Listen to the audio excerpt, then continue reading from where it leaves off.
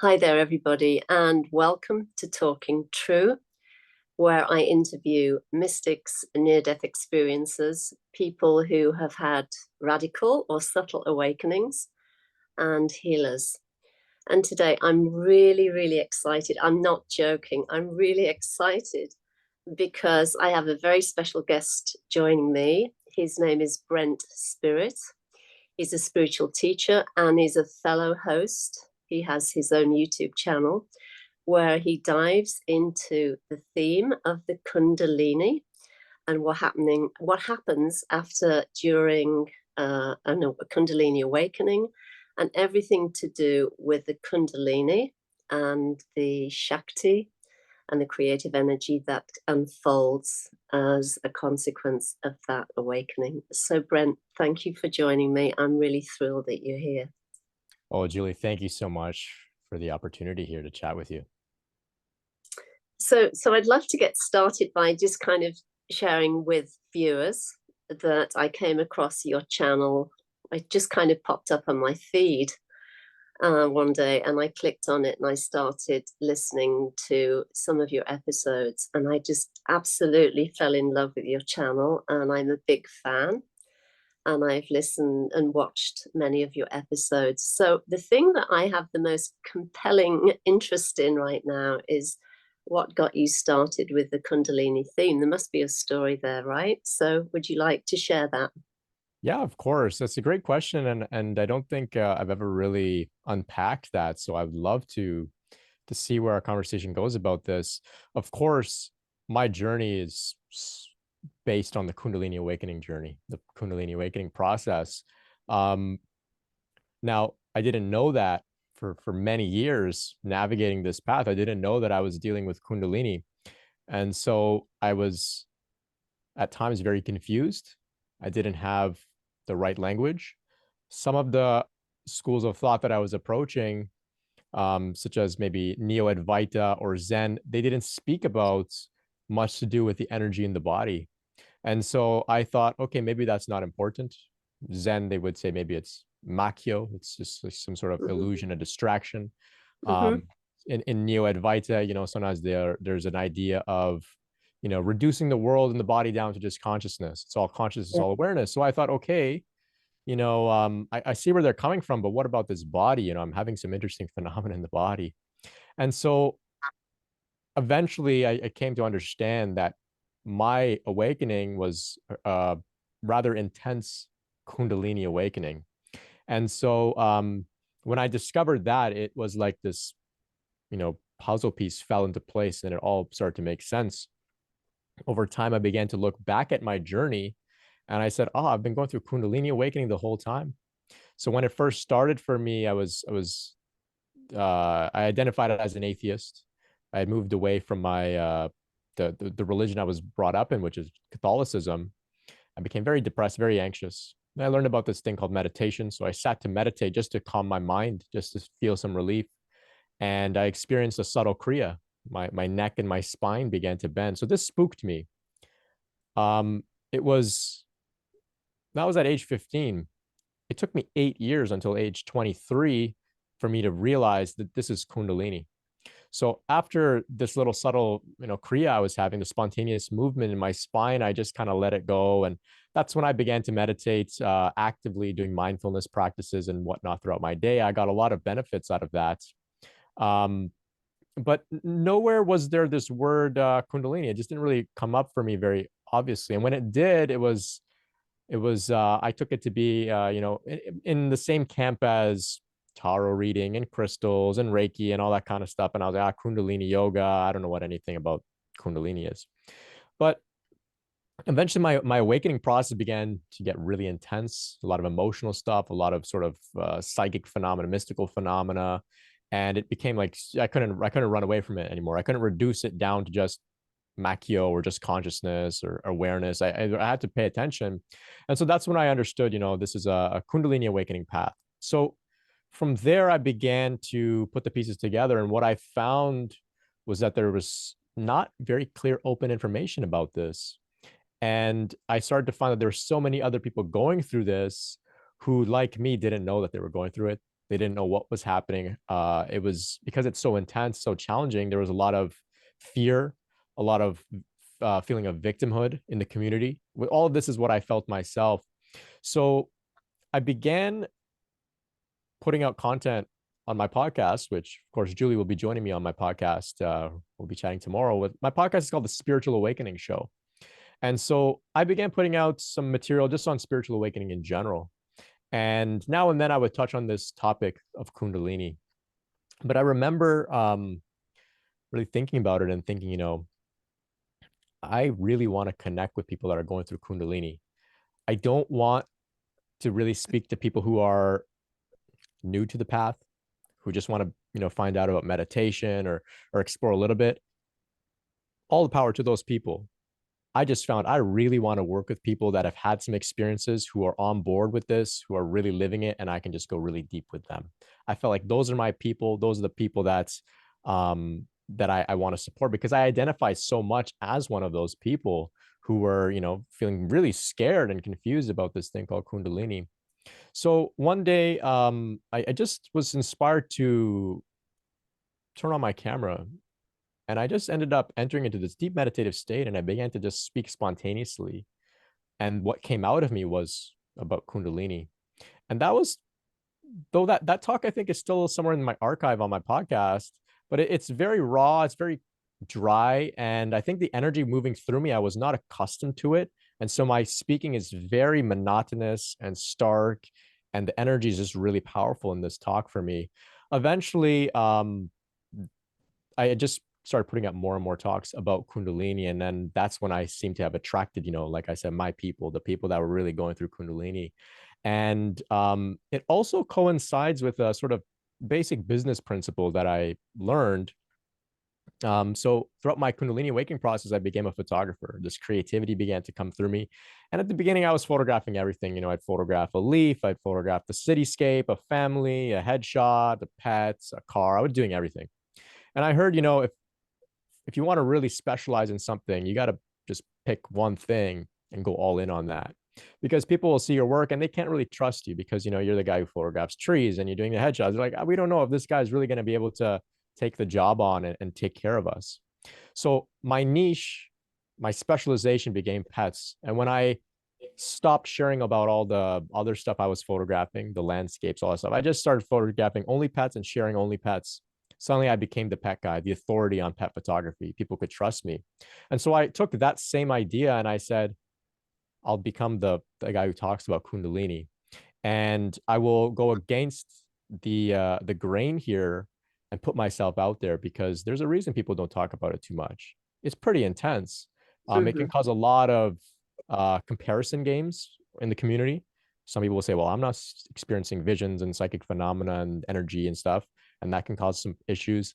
It can cause people to look at you like you're totally crazy. It's one thing to talk about meditation and awareness. It's another thing to talk about, something like Shakti pot, for example, which I know you have experience with. It's a different sort of level to it, if you will, of weirdness. It's like a whole different paradigm of like, this is a little far out. Like, we're getting more and more far out. So I said, you know what? I came here to play the game on hard mode, to really learn a lot very quickly and to make a big impact. So let's just put myself out there and say, yeah, I went through some really crazy stuff, but I'm not crazy. And neither are you if you happen to be going through this.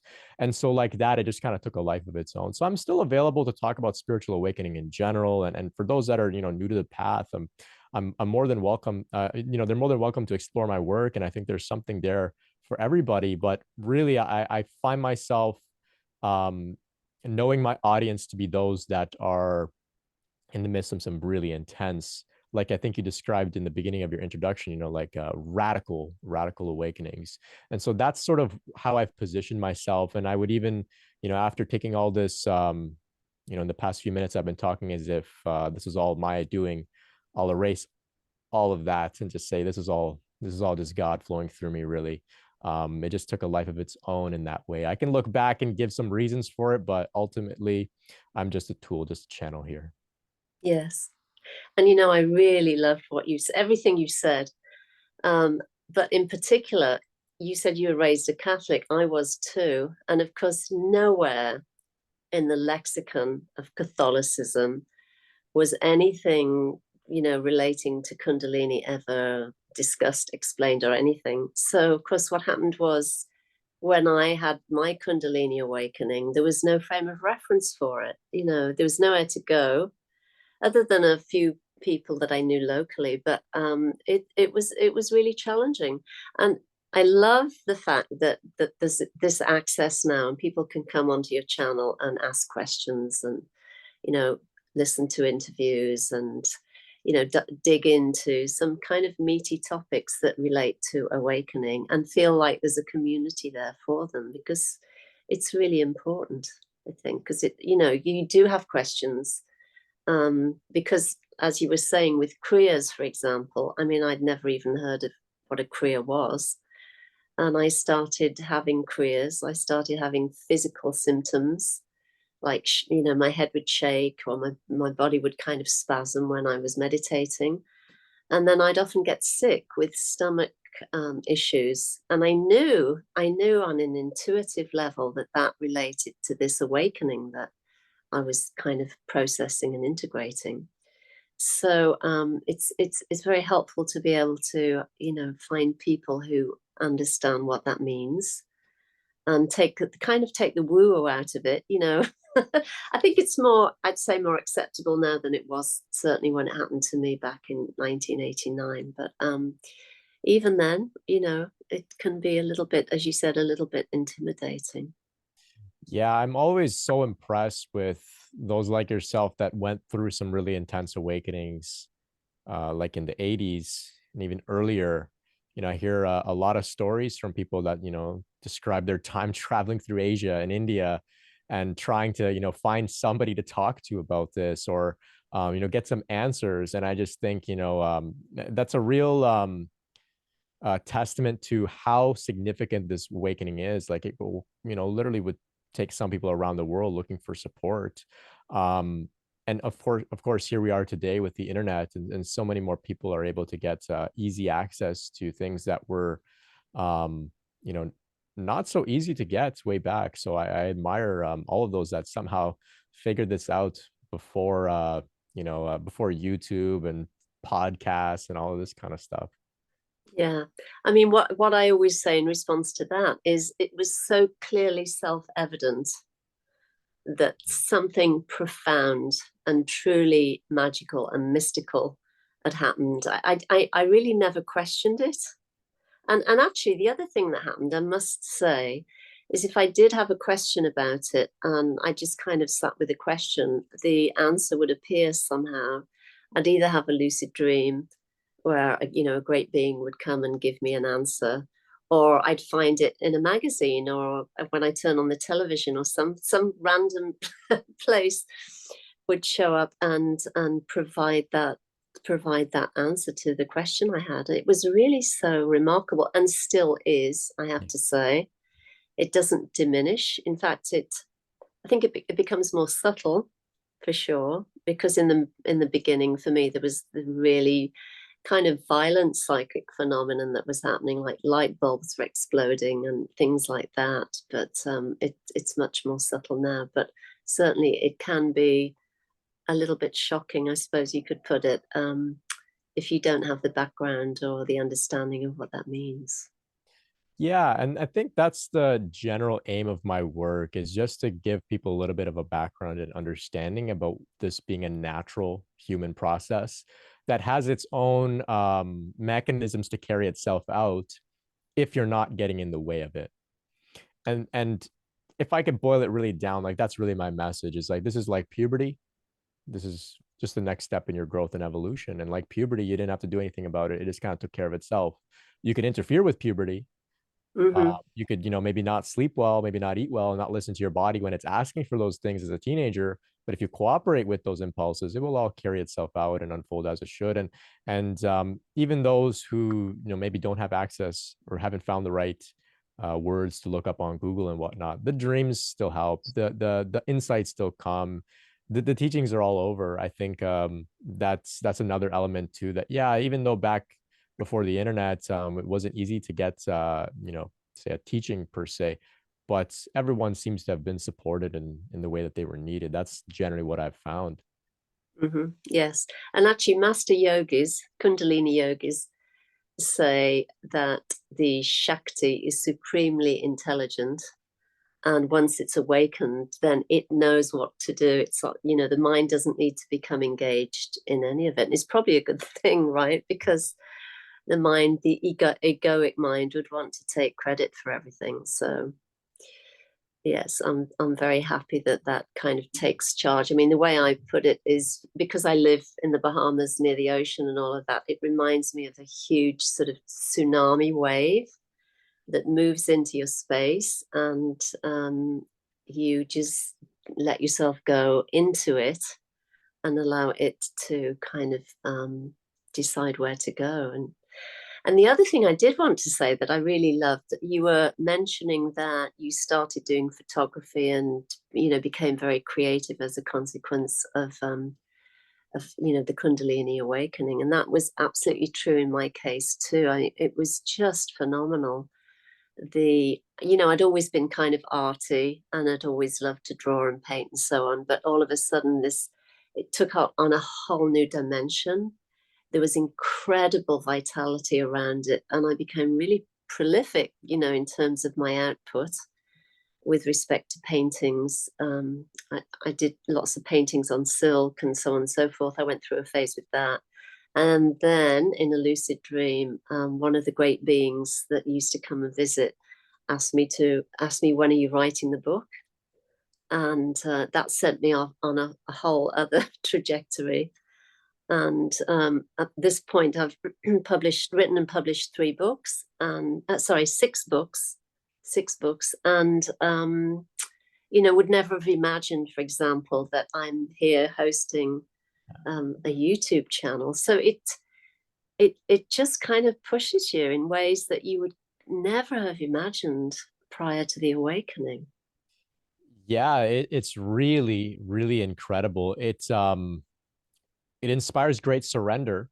I could have never imagined I would even be here talking to you. I couldn't have made this happen if you gave me $1 million. I wouldn't have been able to figure it out. But just by relaxing and surrendering, something begins to move through you and inspire you, and the pieces fall into place. It's pretty incredible.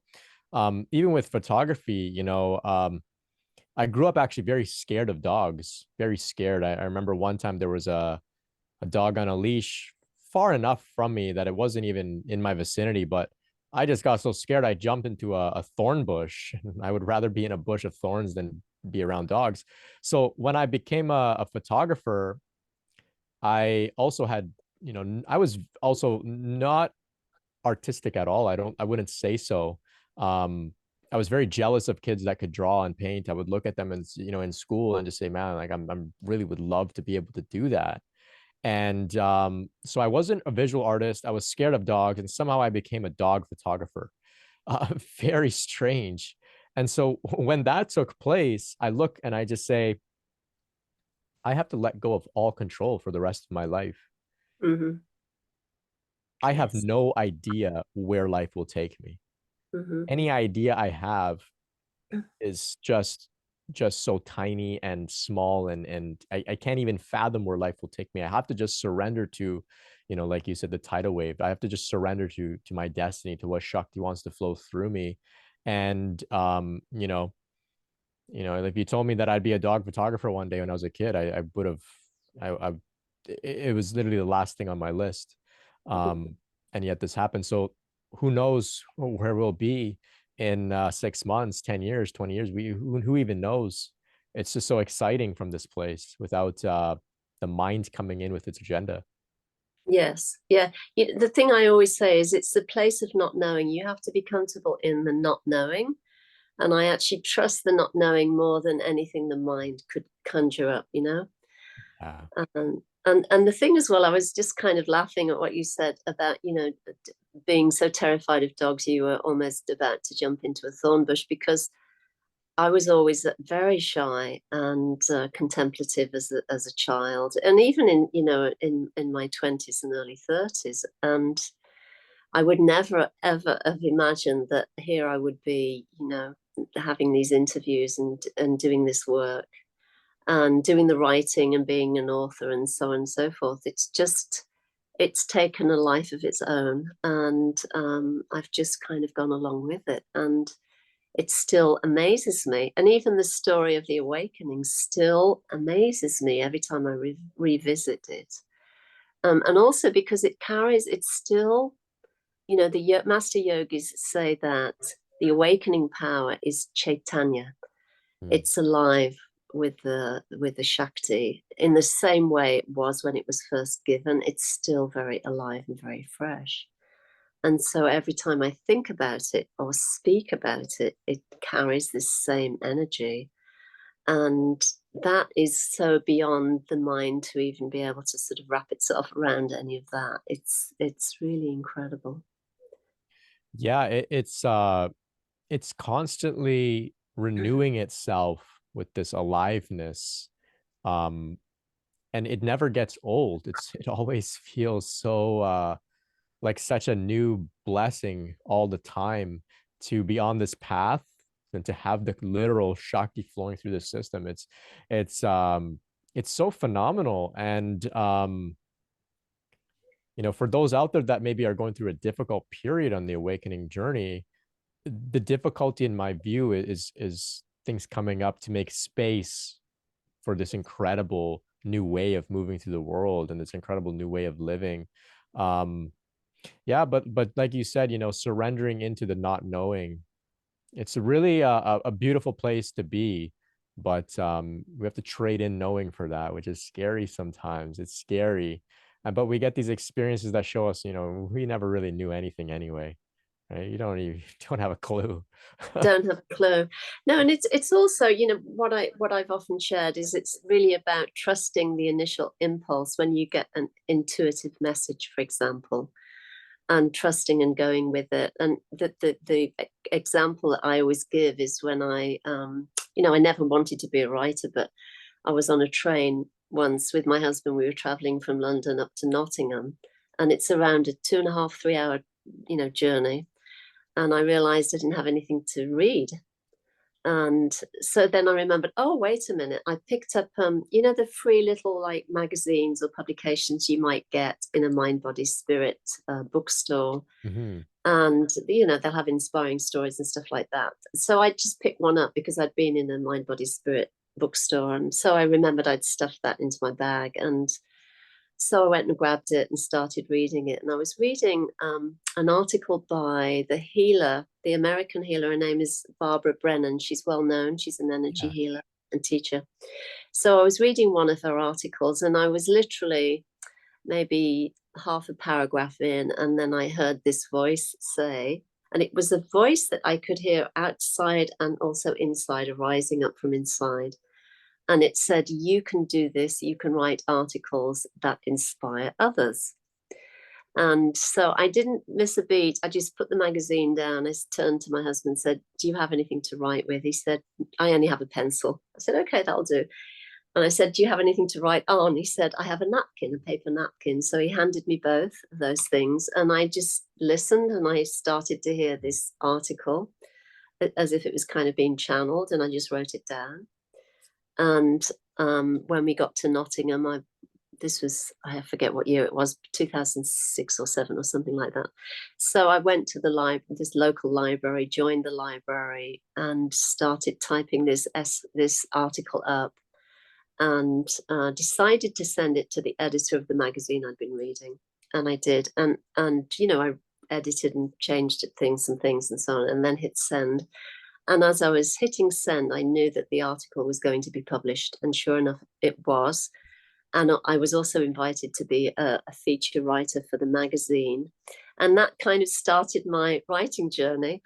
And from that point on, I think up to date, I've written for about 20 Mind, Body, Spirit magazines in the USA, Canada, and Europe. Wow. And I have a friend, actually. She's a former journalist for the New York Times. And she said to me, it's not supposed to be this easy, And I always laugh because this is the Shakti, this is the power of the awakening power. When you allow it, to do the work, essentially. Yeah, this is fascinating. I had a similar experience in a dream in which I was in an elevator in a really fancy, seemed like a fancy hotel. I was a guest in this elevator at this hotel. And for me, I had many elevator dreams. I recognize it to be I the do too. Shakti. Really? Yeah. Yes. So I'm curious about what you recognize as them symbolize. For me, it's the Shakti moving up the spinal column, the elevator shaft. Um, I've heard others describe the elevator. If it's going down into the unconscious. That could be something. But for me, that's what I understood it to be. I'm curious, is that the same for you, up the spinal column? So what happens with me, it's more of a moving through time Mm, experience, because as soon as I get into an elevator, I come into remembrance, and I remember this is a dream and I'm dreaming. yeah. So then, like a dervish, I Mm, start repeating Om Namah Shivaya, Om Namah Shivaya, Om Namah Shivaya, Om Namah Shivaya, Om Namah Shivaya. And so when I hit the button to go wherever I'm going, the unit I'm in, the elevator, starts just barreling through time and space, and it will either go up really, really, really high, or it will go left or right, or some strange, have some strange movement. And then when it stops and I step out, I'm usually in a different, it's usually a different time and space. really Sometimes I'm cool. with great beings. Sometimes I've gone into the past. Sometimes I'm in the future. And there's always some absolutely profound experience that follows that. So that's Yeah. that's Very what interesting. Yeah, I have some similar dreams like that, where the elevator takes me to some interesting floors in like a sort of high-rise type building. But in this one particular dream, there was a beautiful, radiant woman, and she hands me her camera and says, "Hey, can you take a picture of me?" So I take a picture, same way you might take a picture of a stranger at, a landmark or something, right? And then she, offers me like $5 or something, some money. And I was like, "Oh no, I don't work here. I don't need any tip or anything. I'm just a guest like you." And she says, "No, like take the money, take the money." She insists. So when I woke up, I had this, I got to start trying to become a professional photographer. So just like you were told to write. I was, given this message to work towards photography, and it just similarly took a life of its own. Very quickly I learned, and like this business is sort of kind of grew without much effort, and it was really, really exciting, and I learned some business skills through that, which have all translated over into this work that I'm doing here. So it's makes a lot of sense. And then even with this work itself, it feels like it shouldn't be that easy. The connections that I make through this work, I mean, I'm connecting with some really, really incredible people, um, Mhm. like yourself, that my network has just got like some really great giants in it. And it's Yeah. just like I never would have thought that I would be anywhere close to what's going on with me now. And I like you, I'm not sharing any of this to brag or boast. I'm here to say, I'm just I don't even know what I'm doing. It's just this energy is just flowing, and the flow is taking me where it wants to take me. And every day I'm just really in awe. I mean, I'm in awe that, somebody like yourself is inviting me on to have a conversation as if I'm, like on some talk show or something. It's like, okay, here I am. I don't even know what I'm gonna say. We just sit down and we'll see where the conversation goes. It's a really, really incredible way of living. Yes, it really is.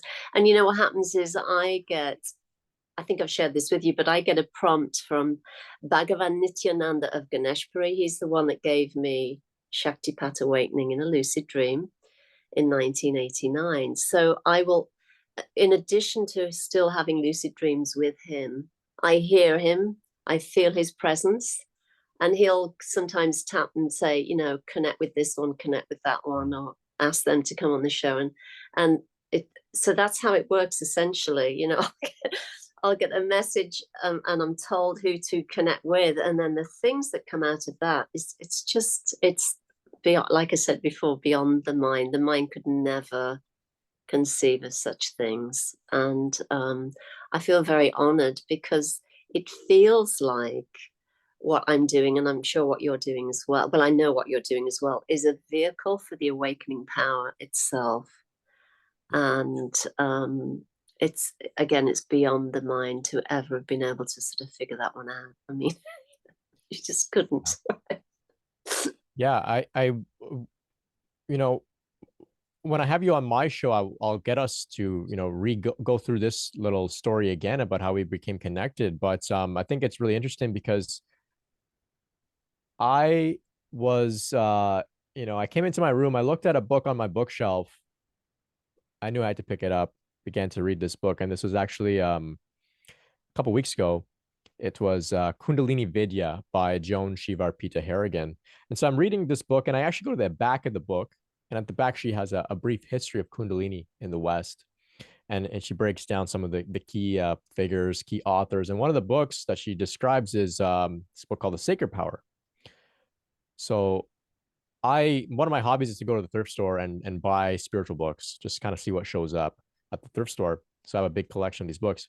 I see The Sacred Power, kind of a generic title, and my eyes just lock onto The Sacred Power on my bookshelf.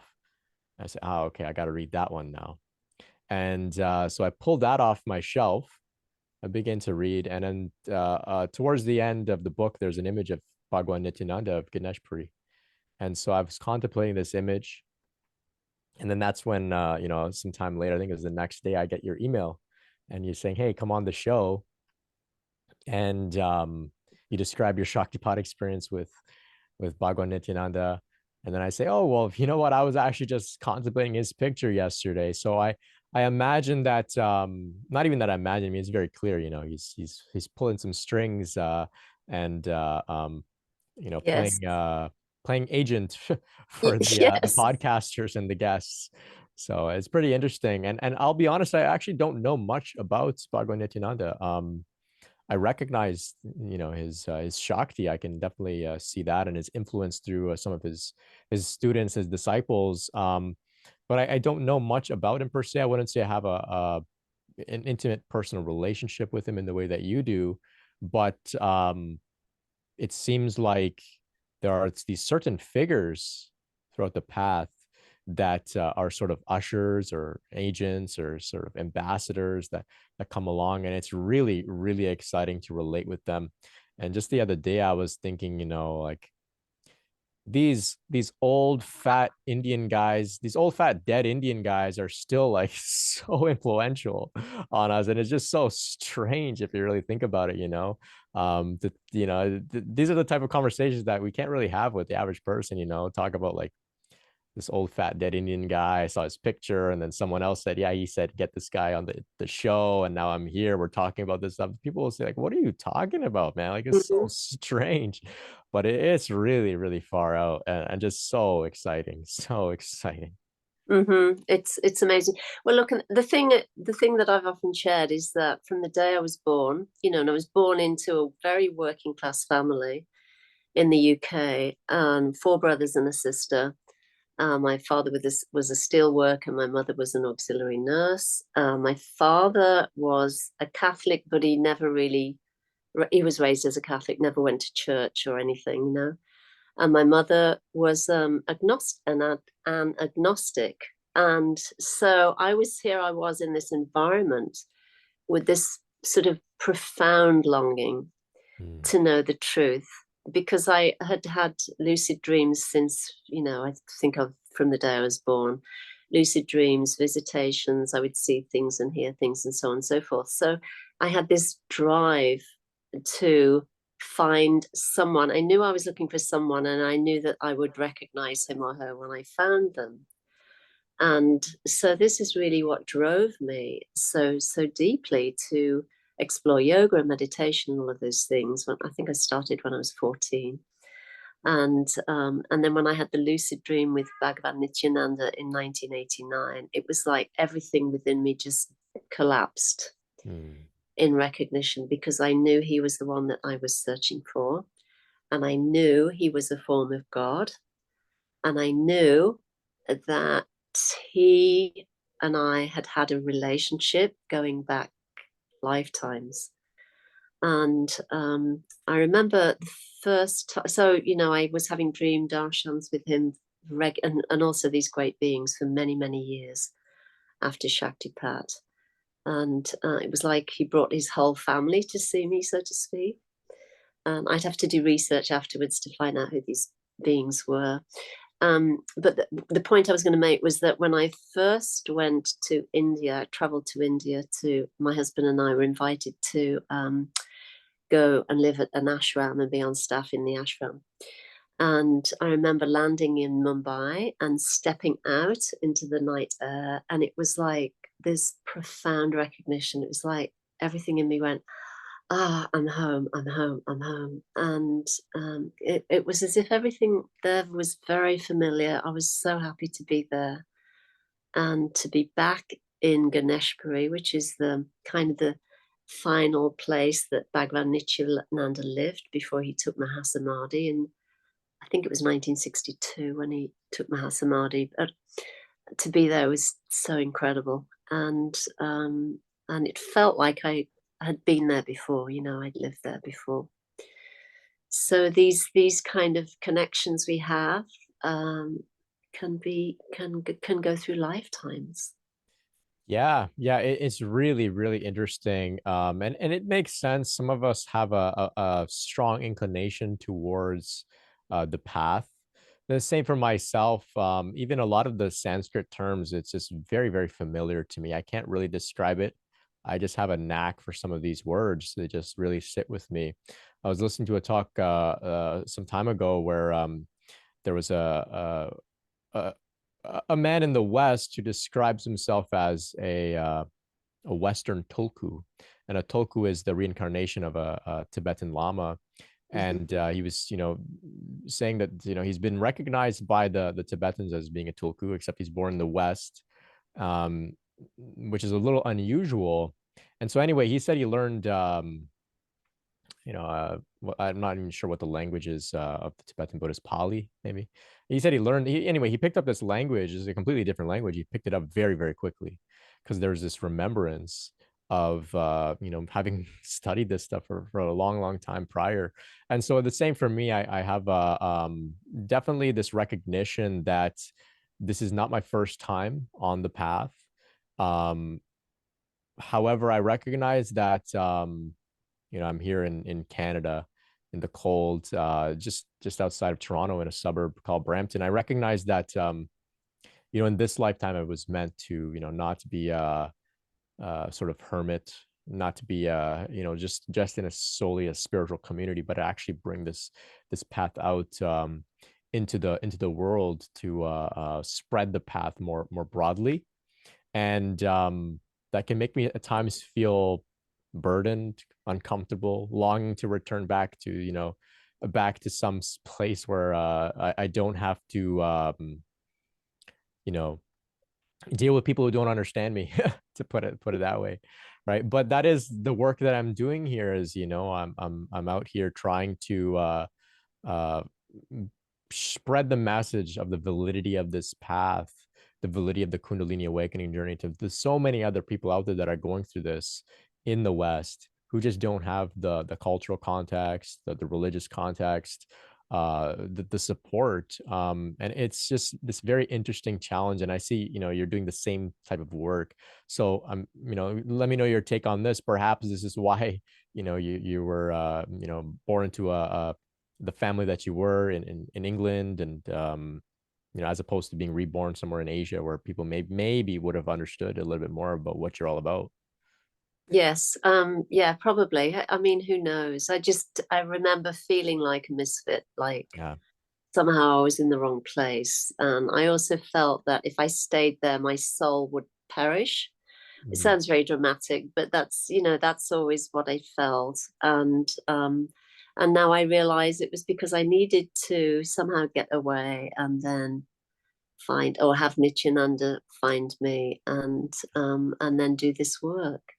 And of course, the thing as well is that after the Kundalini awakening, the first kind of blush of it, and I started to have lucid dream meetings with great beings, they would be Tibetan Buddhists Mm. or His Holiness the Dalai Lama and Sufi masters and Christian saints and mystics. And so what I see now is all of that was necessary, because even though I'd never studied Buddhism, for example, there's a kind of an energetic imprint or resonance because of the initiations and the teachings I was given from these masters.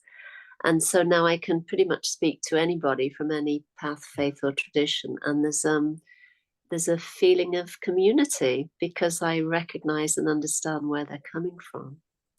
Yeah, and this is actually the one of the core sort of places that I share my message from, is the universal nature of this path.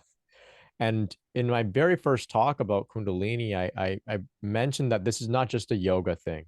Kundalini is maybe the most popular term, but it's there in Buddhism, it's there in Christianity, it's there in South America, in the Mayan traditions, the shamanic traditions. It's there in Judaism. It's there in Islam as well. The Sufi traditions are all there.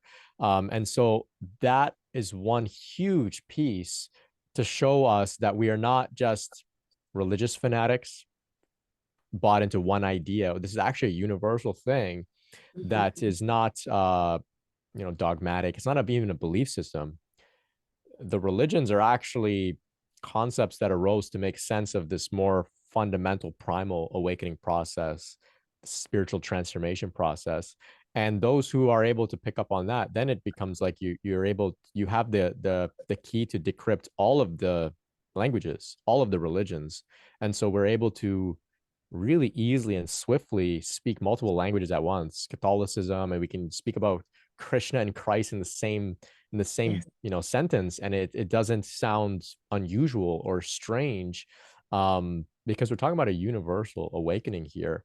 And that's where I share my message from. And I found that throughout my journey since 15, I was called to read vastly about all the different traditions. It was like I was being educated. And I'm still undergoing this education, but it was like I was shown all of the different language, different paths, and my job, my homework was to synthesize it and to find the core diamond in the center at them all. And so now I think, being in the West, I'm like you, I'm able to bring anybody from any path or religion or culture up to speed.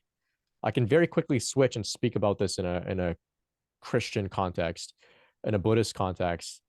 Or if I'm not astute enough, I know the resources. I can say there's these books, look at this person, he's got some talks. I'm very equipped to just very quickly bring anybody up to speed to this idea that this is universal. This is not solely an Indian thing. This is a human thing. And I think that is to my benefit as a teacher, because I'm able to attract people from all over. And I think that's what I you could say incarnated into this, or well, I was born in Pakistan, very close to India and Tibet, but I immigrated with my family when I was 1 year old to here in Canada. And I often thought, I'm like, why did we come here? And I think part of it is because it's Canada. It's a very diverse place, and I have the Western influence, so I'm able to speak from this place. I just try to make sense of it, because often I had this really strong sort of resentment for being here. Why couldn't I just be born in some place? Like, I would quite literally, very quickly, I would just shave my head, give everything up, go live in a monastery. I would do that. And I would always think, why am I here? Why did my family move from that part of the world where I was kind of in the vicinity of that? Why do we move over here where that none of this is going on? And I think I came here to support everybody else that's on the path as well in some way. So that's where I kind of see the Shakti is taking me. And of course, I'm learning so much doing this myself as part of my own growth too. I didn't come here just to share a message. I came here to also grow. And so it's all kind of bleeding into one another, sharing, growing. It's all the same to me now. Yes, which is fantastic. I mean, I, like you, I learn as much from my guests as I feel I'm able to kind of share and give. And so this kind of continuing cycle of growth and amazement and gratitude for being able to do this work. And I love what you said about Kundalini Awakening, being much bigger than religiosity. It really does have a life of its own, and it is so vast. And it includes, if somebody's religious and wants to remain, as a Catholic, for example, that's great too. It doesn't mean that it's one or the other. It's very inclusive. And I love that about it. And I love the fact that you can be fully you, whether you're a Westerner or, living, I don't know, in the Far East or somewhere. And somehow it kind of fits itself into your lifestyle and into your character. But somehow it magnifies, grows, and directs your purpose and brings kind of new insights and new ways of interacting with the world. And it just feels so good as well. Yeah, it feels really good, and it's very, very exciting to be fortunate enough also to be able to synthesize things from all over, because that wasn't always the case for many people, even 50 years ago, right? The world wasn't so connected. So if you had one sort of cultural system, religious system, that was your system. You may have never even heard of anything from anywhere else around the world. But so I think that also coincides with why things are able to happen so quickly as well today. There's obviously some acceleration going on in our awakening here. So there's all these moving pieces, that's, if we zoom out, can start to make sense of them, and that does give me some more confidence in the path, and where it's all taking us. Yes. Isn't that wonderful? We need as much positivity and inspiration as we can get and give, actually, in the world today, because there's so much confusion and doubt and fear and so on and so forth. So it's good to be able to offer that in whatever way feels natural and authentic for you and I. So Brent, I think we're actually coming almost to the end of our time together. But before we go, I'd love you to just let people know where they can find you, and they can reach out. And of course, this will be a lot of the information will be in the show notes, but I'd love you to share. Yeah, so you can connect with me on my website, brentspirit.com. I've got some free courses there. I've got the Kundalini Awakening series. It's over 70 parts, and soon we'll have Julie's conversation on there as well. We're going to go deep into her journey. You can also connect with me if you'd like to meet one-on-one. You can find out about that on my website, brentspirit.com. I host regular weekly Q&A meetings. At the moment, they're free to join. You can drop by on Zoom. We'll get a bit of a conversation going. I also have started a new series where I meet after dark. It's Sundays, 10 p.m. Eastern, and we just kind of ramble. We'll come together, share a thing or two, just get a bit of community going, because I find that community is very important. Like we were saying, just to find some reassurance and know that we're not alone in this path. It can be very challenging. So community is there. As well, I've got a project, kundaliniawareness.org. The idea there is to put together a collection of stories of individuals that have had experience with Kundalini. You can do a little write-up, submit it. As well, we are putting together a directory of licensed mental health professionals with Kundalini experience that are able to support others with Kundalini. The idea there behind Kundalini Awareness is that we have a directory of mental health professionals that have experience with this, and we have a collection of stories. So basically, we can look and say, okay, there's something real going on here. A lot of these mental health experts are experiencing it. So these people can't be crazy. They can't be making it up. They can't just be crazy hippies. There's something going on here. So kundaliniawareness.org is my my project to raise more awareness about this really far out topic, to make it a little bit easier for those that are struggling. And of course, you can find me on YouTube, Spotify, Brent Spirit on YouTube, the Spiritual Awakening Show on Spotify. And I'll leave it at that. Thank you so much, Julie. Thank you, Brent. That was really a fantastic conversation. I loved every minute. And Me I'm too. looking forward to joining you tomorrow. I can't wait. Oh, I'm really excited. Yeah. Thank you. And thank you, everybody, for joining us today. As always, I really, really appreciate you taking the time to watch an episode. If you enjoy the content, then let others know. And if you haven't subscribed yet, I would appreciate it if you did. So thank you so much. That's all from us today. So take it easy, be well, and bye for now. Bye-bye. Bye.